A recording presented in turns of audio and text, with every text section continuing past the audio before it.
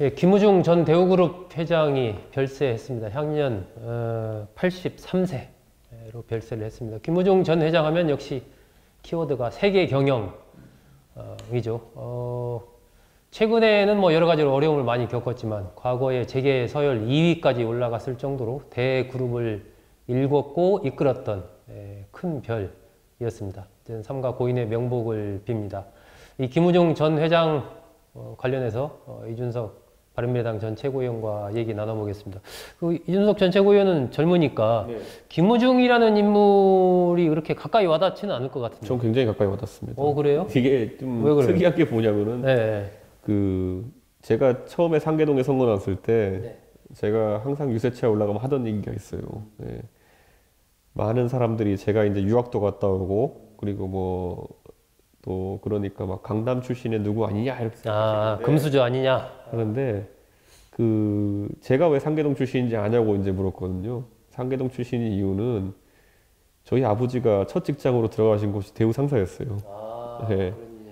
대우 상사가 이제 지금은 서울 스퀘어 건물 됐지만은 서울역 바로 옛 서울역 그렇죠. 대우 빌딩이잖아요. 네. 그 대우 빌딩에 그 서울역 4호선이잖아요. 예. 1호선 4호선. 그 4호선으로 출퇴근하기에 가장 그 편한데 그리고 또 가장 집값이 싼 곳이 어디냐 하면 그 당시 상계동이었어요. 그렇죠. 종점이고. 그러니까 앉아서 갈 수 있고. 그래서 저희 아버지가 처음에 상계동에 정착해가지고 제가 지금까지 상계동에 30년 뒤에 출마해가지고 이렇게 나오고 있는 겁니다. 저도 상계역을 제가 20년간 이용을 했습니다. 네. 그러니까 저는 어릴 때 그래가지고 아버지 보러 항상 상계역에서 타고 대우 빌딩까지 이렇게 지하철로 내려갔던 기억이 항상 새록새록하죠. 옛날에 이제 지하철 종이표 끊어가지고 어린이 용은 초록색이었는데 그거 다 기억납니다. 예. 저는 이게 시골서 제가 기차 타고 올라오면 지금은 뭐 용산역도 있고 다 이렇게 분산돼 있지만 그때만 해도 다 서울역에서 내릴 때니까 서울역에서 내려서 딱 나오면 앞에 그 대우 빌딩 큰 게 딱 있잖아요. 예, 그래 그것이 거의 정말 엄청난 그 성벽처럼 딱 가로막고 있어서 어우 저 대단하다 막 이랬던 기억이 납니다. 그래서 아버지가 처음에 이제 막 그 출장 가셨던 거 이런 거 생각해 보면은 뭐 상사맨이셨나 보죠? 상사맨이셨으니까 뭐 어디 그 소위 말 라디오 팔러 가시고 우리 예전에 보면 이렇게 손에 드는 이 라지카세라고 하는 그 라디오 그런 거 팔러 가시고 이랬던 기억이 전 있어가지고 참 대우는 기억이 납니다 저는.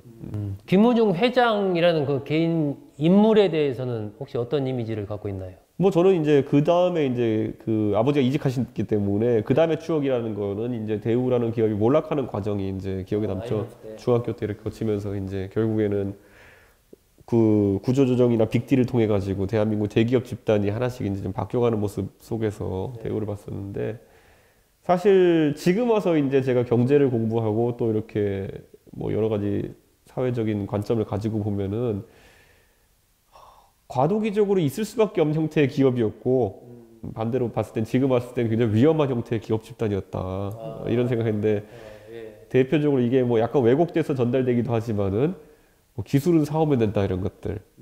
예, 사실 이게 지금 중국에 있는 기업들 보면은 그렇게 하는 기업들이 있거든요. 기술을 사가지고 이제 생산력이나 생산 기술 이런 걸 최적화해가지고 잘 나가는 중국 기업들이 있긴 한데 그 시기에 경제 단계에서는 필요한 기업들이다. 그런데 그 뒤에 또 너무 무리하게 확장을 하고 이러다 보면은 분식회계가 조 단위로 나오고 수십조 단위로 나오고 이러는 거 아니냐.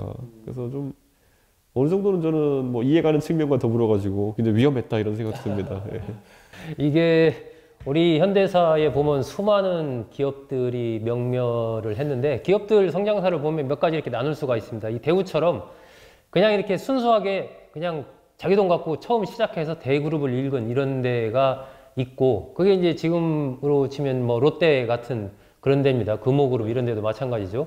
그런 그룹이 있고 예전부터 선대부터 땅이 많이 갖고 있어요. 이른바 토지자본이 산업자본으로 성공적으로 변화한 이런 재벌 기업들이 있어요. 삼성이나 지금 이제 LG, GS 이런 쪽이 이제 거기에 또 해당이 되죠. 그리고 나서 또 한 그룹이 이제 해방 이후 한국전쟁을 거치면서 그 일제시대 적산 기업을 불화받다든지 전쟁 와중에 성장한 이런 기업들, 이제 뭐 한국 한화라든지 이런 쪽이 거기에 해당이 됩니다. 그리고 나서 나중에 이제 IT 붐을 타고 대기업이 된 지금 네이버라든지 이렇게 이제 대략 분류가 되는데, 이 대우그룹 같은 경우는 김무중 회장이 어쨌든 1967년이면 제가 66년생이니까 2살 때네요. 그때 자본금 500만 원 가지고 처음 시작해서 재계서열 2위까지 갔으니까, 가장 저도 기억나는 게 이 단어입니다. 이 세계는 넓고 할 일은 많다. 이게 지금 이제 아마 이준석 최고 정도 나이의 그 당시에 젊은이들한테 엄청난 어떤 좀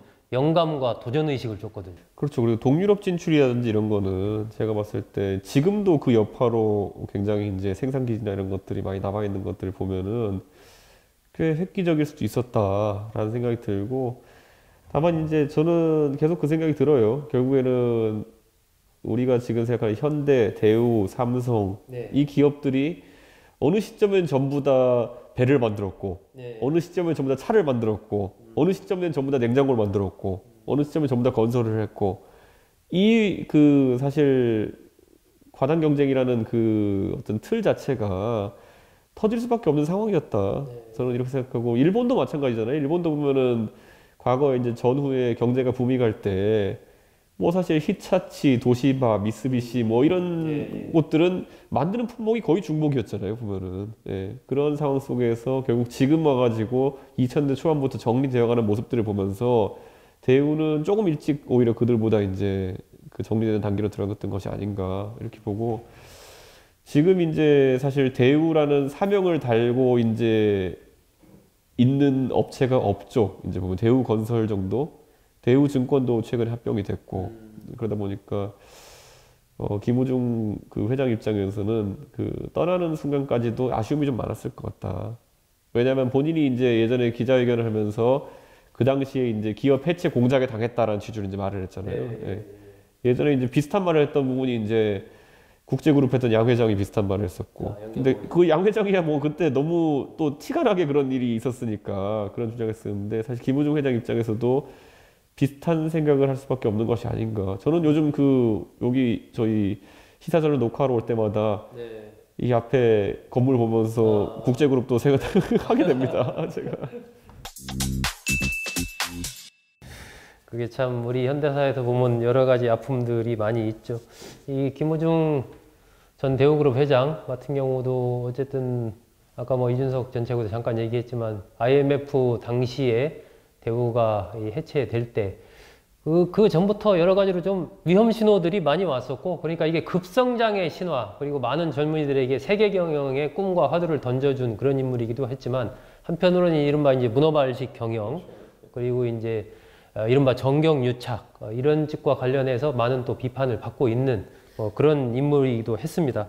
어쨌든 그 IMF 이후에 대우가 몰락을 하면서 여러 가지로 어려움을 겪었고, 최근에는 베트남에서 좀 많이 활동을 하면서 젊은 기업가, 청년 김우중을 길러내겠다 이런 활동도 좀 하고 했어요. 그 베트남 같은 경우에는 사실 아까 말했듯이 특정한 시기에 특정한 형태의 기업이 필요하다 이렇게 했을 때 김우중 회장이 전성기에 활약했던 시기에 대한민국과 비슷한 부분이 있었겠죠. 그러다 보니까 그런 어떤 시도를 했던 것으로 알고 있는데, 저는 아직도 저는 대우, 저도 베트남에 이제 갔을 때 하노이에 이제 보면은 대우의 어쨌든 그 흔적이라는 것이 상당히 많이 남아있다 이런 생각했던 것이, 예전에 경남 기업도 대우가 있었잖아요. 근데 경남 기업이 굉장히 큰 이제 그 건물을 거기다 지어서 랜드마크로 만들어 놓은 것도 봤고, 근데 그 외에 자동차나 이런 것들에 대해서도 대우 이미지가 굉장히 살아있다라는 생각을 했는데, 그런 것들이 사실 하나의 자산이기 때문에 굉장히 아쉬운 거겠죠. 아쉬움이 있죠. 네, 사실 그 일본 같은 나라도 보면은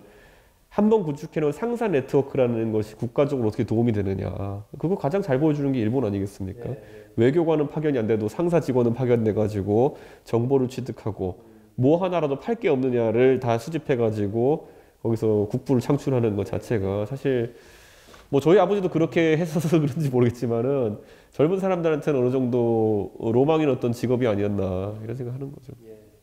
대우가 잘 나갈 때는 보니까 98년도에 해외 현지 법인 해외 네트워크가 589곳에 달했다라고 나오니까 대단했던 거죠. 어쨌든 그 당시 대우맨들은 제가 기억하기에도 굉장한 어떤 과거의 몽골 제국에 비유할 만큼 그러한 자신감 이런 것들을 갖고 있었던 것으로 저도 기억을 하는데 그런 면에서는 참 이 대우의 세계 경영이라는 두 분이 던진 어떤 화두 그런 게 있습니다.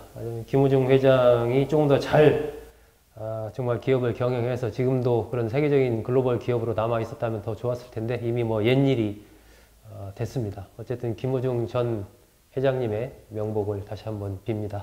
자, 이준석 최고위원님 오늘 수고했습니다. 네, 감사합니다.